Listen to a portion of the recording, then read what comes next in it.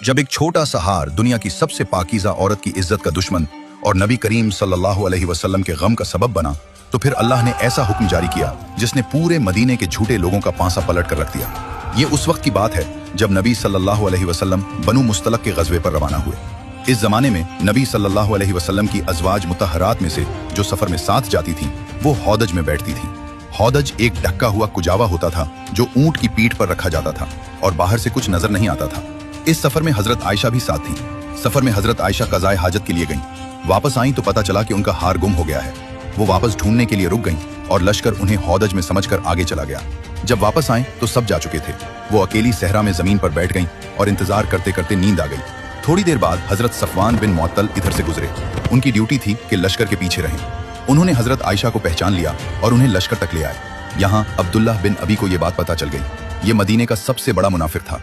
इसने अफवाह उड़ा दी कि हजरत आयशा और सफवान के दरमियान कुछ गड़बड़ है। ये बात आग की तरह पूरे मदीने में फैल गई। अगले 30 दिन तक मदीने में ये अफवाह गर्म रही। ये वक्त नबी सल्लल्लाहु अलैहि वसल्लम के लिए इंतहाई मुश्किल था। आप सल्लल्लाहु अलैहि वसल्लम को अपनी महबूब ज़ौजा पर यकीन था, लेकिन वही नाजिल नहीं हो रही थी। इसलिए आप सल्लल्लाहु अलैहि वसल्लम कोई हतमी फैसला नहीं कर सकते थे। उन्होंने हजरत अली और हजरत उसामा बिन जैद से भी मशवरा किया था। मदीने में लोग दो गिरोहों में बंट गए थे। कुछ लोग इल्जाम लगा रहे थे और कुछ लोग अभी भी हजरत आयशा की पाकदामनी की गवाही दे रहे थे। एक महीने बाद नबी सल्लल्लाहु अलैहि वसल्लम हजरत आयशा के पास तशरीफ लाए और फरमाया, आयशा, अगर तुमने कोई गलती की है तो अल्लाह से तौबा करो।